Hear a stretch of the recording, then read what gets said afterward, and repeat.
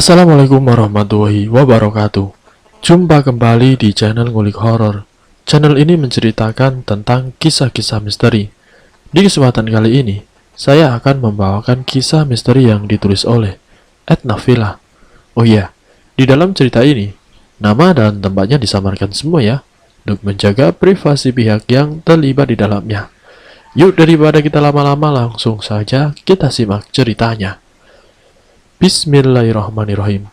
Kali ini saya akan membawakan kisah misteri yang berjudul Terungkapnya Misteri Kematian Para Warga Secara Mengenaskan. Seperti apa kisahnya? Mari kita kulik ceritanya.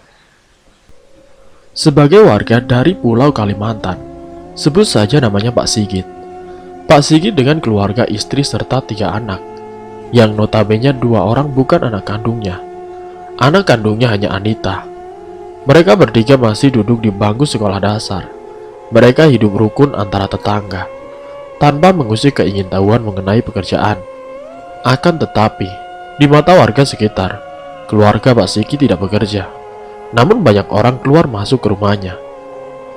Di saat pagi hari, Arman, pemuda desa yang baru tinggal di kampung itu, melihat seorang wanita setengah baya, dengan mata yang sembab, dan menanyakan alamat Pak Sigit. "Nak, tahu alamatnya Pak Sigit?" tanyanya. "Oh iya bu, itu rumahnya yang catnya berwarna hijau," jawab Arman. "Banyak tamu ya di rumahnya?" tanyanya lagi. "Maaf bu, saya kurang tahu, sebab Pak Sigit jarang keluar rumah. Memang ada apa ya bu?" tanya balik Arman. "Loh, apa kamu tidak tahu kalau tetangga kamu seorang dukun? Dia bisa segalanya nak," jelas perempuan itu. "Apa iya bu? Maaf, kami tetangga kurang tahu bu, sebab Pak Sigit jarang kumpul sama tetangga di sini. Memang ada keperluan apa dengan beliau bu?" tanya Arman. "Iya nak, selain dukun beliau itu rentenir. Ibu mau pinjam uang, karena pinjam di beliau mudah, tanpa jaminan dan syarat, hanya mengisi data nama, umur, sama tanggal lahir. Kalau di pegadaian sama bank ribet nak," jelas perempuan itu. "Oh gitu ya bu, silahkan datang ke rumahnya bu. Arman mau pamit jalan dulu ya," ujar Arman. Sesudah penjelasan ibu tadi, pikiran Arman terus berimajinasi. Pantas saja, tidak bekerja tapi uang mengalir. Ternyata Pak Sigit seorang rentenir, pikirnya dalam hati. Sesudah makan malam, ada tamu yang mengetuk rumah. Saat Arman membuka pintu, ternyata anaknya Pak Sigit mengantarkan makanan. Katanya bubur untuk selamatan bulan Suro. Tanpa sedikit kecurigaan, Arman pun menerimanya. Malam 1 Suro, kabarnya malam keramat untuk pemilik ilmu hitam. Arman pun menghadiri acara istighosa yang memang diadakan di tempat Arman menimba ilmu agama. Sesudah sampai di pesantren, Arman pun larut dalam zikir, nafas serta raganya, larut dalam lena pujian zikir serta solawat. Begitupun semua dengan teman seperguruannya. Tepat pada pukul 12 malam, acara ditutup dengan sholat hajat. Arman yang pulang terakhir, karena ia masih ingin mengobrol dengan senior dan Kiai Ali, pemimpin pesantren serta perguruan Buana Suci di sini. Arman pun menceritakan sedikit tentang tetangga Arman dengan Kiai Ali, bertanya masalah hukum rentenir. Rupanya beliau tadi sudah memperhatikan tingkahnya. "Nang, kesini dulu." "Iya Kiai, saya lihat dari tadi terdapat hawa negatif menyelimutimu. Kenapa kamu tidak membuka tabir itu?" "Maaf Kiai, saya masih ragu, karena mental saya belum kuat untuk mempertajam indera keenam saya," ujar Arman. "Ilmu akan sia-sia apabila tidak untuk dipergunakan. Tidak semua orang akan diberi kelebihan mempunyai indera keenam. Dan yakinlah, melangkahnya di jalan yang diridhoinya. Tanamkan pada hatimu, hidupmu, langkahmu serta ilmumu." Ujangan dari Kiai Ali pada Arman. Arman pun langsung menceritakan perihal tetangganya yang katanya dia seorang dukun dan rentenir pada Kiai Ali. Dan beliau pun langsung memperingatkan kepada semua yang masih berada di pesantren. "Saya ingatkan untuk kalian semua, jangan sekali menggunakan uang ataupun jadi lintah darat. Sebab uang dari hasil rentenir itu hukumnya haram.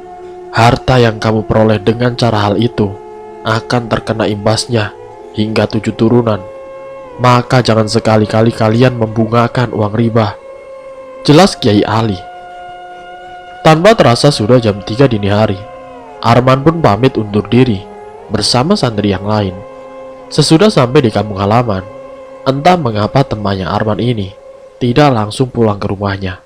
Dia malah terbengong. "Woi, ada apa?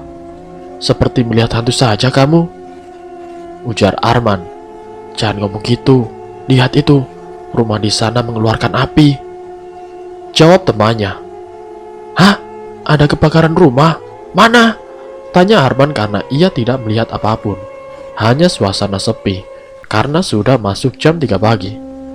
Karena dirasa dirinya tidak melihat apapun, ia pun menyuruh temannya untuk pulang karena waktu yang memang sudah sangat larut. Sesudah teman Arman pamit pulang ke rumah, Arman pun langsung berjalan kaki menuju ke rumah. Entah mengapa saat itu, bulu kuduknya berdiri, serta ada desir angin melewati wajahnya. Cepat-cepat Arman melangkahkan kaki untuk menuju ke rumah. Ketika angin masuk pagar, ia melihat Pak Sigit bersama istrinya, sama-sama menggunakan baju hijau. Arman pun menganggukkan kepala untuk menyapanya, namun malah dapat senyum menyeramkan. Samar-samar Arman melihat mata mereka menyala berwarna merah. Lantas Arman langsung cepat-cepat memutar kunci rumah untuk masuk ke dalam. Akan tetapi entah mengapa, saat itu jendela kamarnya tiba-tiba terbuka sendiri, serta angin yang kencang telah masuk ke kamar. Arman seolah-olah bermimpi, tetapi seperti nyata terjadi di hadapannya. Dia merasa ada sosok pria gagah berwajah manusia, tetapi bertubuh kuda. Siluman kuda berkepala manusia memasuki kamarnya. Arman yang melihat sosok itu pun berteriak dengan kencangnya. Akan tetapi tidak ada satupun yang mendengarnya. Sosok iblis itu serasa ingin mencekiknya. Dengan tubuh gemetar hebat, Arman terus membaca doa serta ayat Allah tiada henti. Sampai akhirnya, iblis itu pun menghilang menjadi asap yang masuk ke rumah Pak Sigit. Nafas yang tersengal-sengal dengan keringat dingin yang membasahi tubuhnya. Malam yang dingin, rasanya ingin sekali memejamkan mata. Namun Arman sama sekali tidak bisa tidur. Ia masih ketakutan. Hingga di esok harinya, ia menceritakan kejadian tadi malam pada orang tuanya. Orang tuanya pun hanya menasehati, "Perbanyak zikir dan jangan lupa sholatnya dijaga agar kamu terhindar dari makhluk gaib yang ingin mencelakai kamu." Arman pun hanya mengiyakan saja karena ia sendiri tahu itu bukan sosok gaib biasa. Kampung yang ditempati Arman entah kenapa berubah menjadi kampung mistik karena banyaknya warga yang meninggal tidak wajar di sekitar kampung. Kematian tidak wajar tersebut itu menurut pengakuan warga setempat. Arman sendiri awalnya menganggap itu terlampau berlebihan, namun ia sempat kaget ketika kedatangan temannya, dan dia mengatakan dan bertanya apakah di desa ini ada orang yang suka melakukan ritual. Lalu temannya Arman pun membeberkan bahwa lingkungan sekitar rumahnya ini diselimuti energi aura hitam atau energi negatif. Arman pun berpikir demikian. Jika dihubung-hubungkan dengan banyaknya kematian yang tidak wajar, warga pun mulai menduga-duga bahwa di sekitar kampung ada yang melakukan pesugihan. Waktu itu Arman antara percaya dan tidak, sebab kurang lebih setahun ia menjadi warga kampung tersebut. Ia tidak merasakan apa-apa, dan baru 4 bulan belakangan ini Arman merasakan tidak begitu enak, merasakan suasana keadaan kampung. Memang Arman ini mempunyai kelebihan yang jarang dimiliki oleh orang lain, namun ia belum berani untuk melakukannya, walaupun sudah diberi nasihat oleh Kiai Ali. Terlebih sesekali, waktu itu Arman pernah mendengar ringgikan kuda, dan ternyata yang mendengar suara ringgikan kuda tersebut bukan hanya Arman saja, tapi ada beberapa orang tetangga yang mendengar ringgikan kuda itu dan bau kotoran kuda. Padahal di kampungnya ini tidak ada yang memiliki kuda. Semenjak itu keadaan kampung di setiap malam Senin dan malam Jumat keadaannya begitu mencekam. Para warga pun sudah banyak yang mencurigai tentang perilaku Pak Sigit dan keluarga. Dari mata batinnya Kiai Ali, Pak Sigit ini penganut pesugihan siluman kuda. Pelaku pesugihan siluman kuda konon harus melakukan suatu ritual khusus yang dipandu oleh seseorang yang mengaku sebagai juru kunci. Pada tahap awal, pelaku pesugihan wajib membawa berbagai macam sesaji, mulai dari inggung ayam, secari kain mori, hingga kembang tujuh rupa dan kemenyan. Jika perlengkapan dan umbo rampe tersebut terpenuhi, maka si juru kunci baru mau menuntun ritual sesat tersebut. Tidak banyak yang bercerita tentang bagaimana proses perjanjian antara manusia dengan siluman kuda dilakukan. Yang jelas dari berbagai kabar, seorang pelaku pesugihan siluman kuda wajib melakukan perjanjian dengan Raja Jin di goa di mana ia melakukan ritual. Beberapa orang mengatakan, jika seorang yang melakukan pemujaan terhadap jenis siluman ini berkewajiban memberikan nafkah batiniah dengan siluman tersebut. Bahkan beberapa orang mengatakan, jika ia telah berhubungan dengan raja siluman tersebut, maka yang ada hanyalah menjadi budaknya. Namun orang awam tidak mengetahui itu semua. Mereka hanya bisa menduga, tidak bisa membuktikan secara nyata. Suatu waktu saat malam Senin, rumah salah satu warga kedatangan siluman itu. Tepat tengah malam, dengan ditandai oleh suara ringgikan beberapa ekor kuda yang dibarengi dengan bunyi derap telapak kakinya, seperti sedang berlari mengitari rumah warga tersebut. Akan tetapi saat diintip keluar, tidak seekor pun yang terlihat. Setelah itu seluruh penghuni rumah merasakan rumahnya seperti diguncang gempa, bergoyang-goyang seperti akan ambruk. Rumah itu milik Mang Junaidi. Beliau sendiri serta istri dan anaknya lantas mengucapkan takbir, seraya berteriak meminta pertolongan, sehingga tetangga sekitar pun yang rata-rata sedang tertidur lelap, akhirnya terbangun, seraya keluar rumah, untuk menghampiri ke arah datangnya suara lolongan permintaan tolong, yang terus-terusan terdengar. Kebetulan malam itu juga ada sekelompok warga yang sedang ronda malam. Untuk sesaat tidak ada sahutan maupun yang membuka pintu dari dalam. Tetapi setelah beberapa orang ikut memanggil nama penghuni rumah, barulah daun pintu terkuak perlahan, dan yang pertama muncul dari dalam adalah Mang Junet, kemudian disusul oleh anak dan istrinya. Sementara itu warga melihat wajah ketiganya, pucat pasi seperti baru saja mengalami ketakutan yang tidak terperi. Pak RT lantas menanyakan apa yang telah terjadi dengan kalian. Namun mereka bertiga sepertinya tidak mampu berkata sepatah kata pun. Mulutnya ternganga dengan tubuh yang bergetar, sehingga Pak RT dibarengi beberapa orang tua lelaki lainnya menuntun penghuni rumah untuk masuk ke dalam. Sedangkan warga lainnya berkerumun di sekitar rumah, seraya saling bertanya untuk mencari tahu apa yang sebenarnya telah terjadi dengan keluarga yang satu ini. Setelah ketiganya diberi minum dan dibacakan doa-doa oleh Pak RT, Mang Junaidi pun akhirnya menceritakan peristiwa yang baru saja dialaminya. Menurut Mang Junaidi, mereka tadi mendapat gangguan siluman kuda. Ketika baru saja hendak mau tidur, dirinya mendengar suara derap kaki beberapa ekor kuda di halaman rumahnya. Disusul kemudian ada yang memanggil-manggil namanya dengan suara yang tidak dikenal dan terdengar begitu dalam, layaknya suara raksasa yang ditirukan dalam pertunjukan wayang. Tidak hanya dirinya saja yang mendengar suara gaduh di luar itu, anak dan istrinya pun juga demikian, sama-sama mendengar hal serupa. Entah kenapa tiba-tiba Mang Junet teringat dengan cerita-cerita tentang siluman pesugihan yang hendak menjemput seseorang untuk dijadikan tumbal. Terlebih lagi sore harinya, Mang Junet baru meminjam uang kepada Pak Sigit. Dugaan warga semakin kuat tentang pesugihan yang dianut oleh Pak Sigit, karena sebagian warga memang banyak yang meminjam uang kepada Pak Sigit. Kemudian di lain hari, tepat malam Jumat, malam hari itu Arman mengaji di kamar. Tiba-tiba terdengar suara ibunya yang berteriak keras. Arman pun langsung lari ke kamar ibunya. Ayahnya pun tidak kalah paniknya, sebab adiknya Arman tiba-tiba kesurupan di depan televisi dengan berteriak histeris dengan mata yang melotot. Arman yang gemetaran dan ketakutan saat itu cepat-cepat menelpon temannya dan Kiai Ali. Mereka dalam perjalanan ke sini. Akan tetapi, keadaan ibunya Arman pun tidak kalah mengkhawatirkan. Beliau tiba-tiba mengeluarkan darah kental hitam yang keluar dari hidung, telinga, serta mulutnya. Arman yang sangat panik, segala doa dipanjatkan. Sementara keadaan adiknya pun juga semakin tidak terkendali. Tetangga pun banyak yang berdatangan. Mereka cepat-cepat memegang tubuh adiknya Arman. Tetapi 5 orang yang berusaha dengan sekuat tenaga menahan tubuh adiknya Arman. Mereka semua tidak mampu. Tendangan serta suara adiknya Arman ini seperti ringgikan kuda.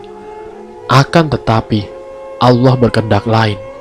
Di situasi yang menegangkan, ibunya Arman saat itu juga meninggal dunia. Sementara adiknya Arman secepat mungkin ditangani oleh Kiai Ali. Kejadian itu semakin mencekam.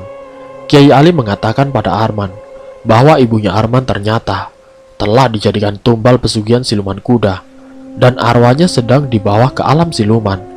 Sementara adiknya Arman sebagai incaran selanjutnya. Saat itu Arman melihat Kiai Ali duduk bersila sambil butiran tasbih tidak lepas dari jemarinya serta zikir berkumandang. Warga yang ada di rumah Arman pun ikut membantu dengan doa. Tidak berselang lama, mereka semua dibuat terkejut karena jasad ibunya Arman tiba-tiba bergerak. Ketika keheningan tiba, dari luar terdengar letusan seperti ada yang meledak. Sontak saja mereka semua keluar rumah, dan para tetangga pun semakin banyak yang berdatangan. Saat dilihat, ternyata rumah Pak Sigit terbakar, dan untungnya api dapat dipadamkan oleh warga sekitar. Arman dan Kiai Ali serta warga sekitar bersamaan pergi ke rumah Pak Sigit untuk mencari tahu apa yang meledak.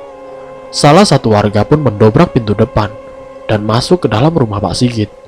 Sesudah masuk ke dalam rumah Pak Sigit, seketika bulu kuduk mereka langsung berdiri karena semua serba warna hijau.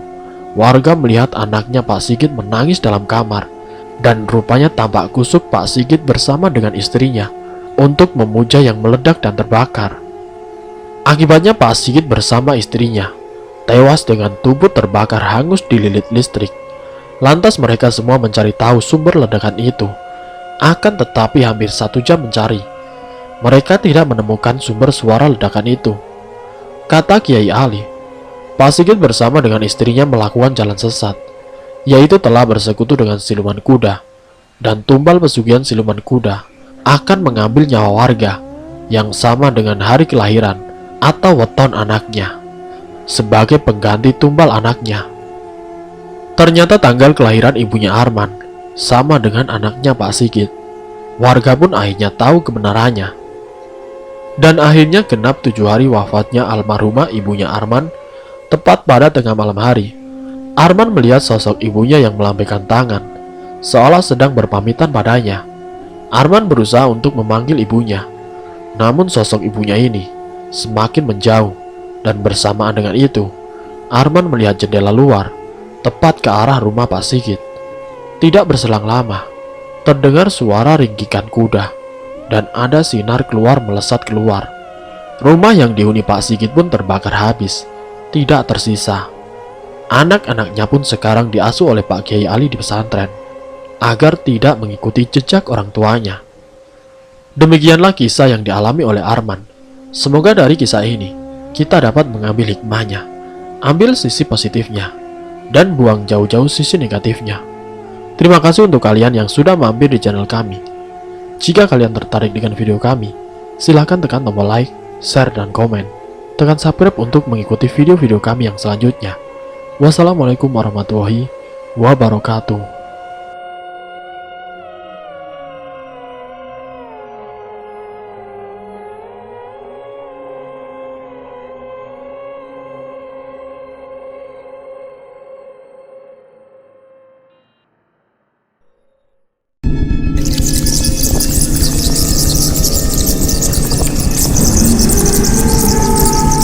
Selamat datang di channel Ngulik Horor.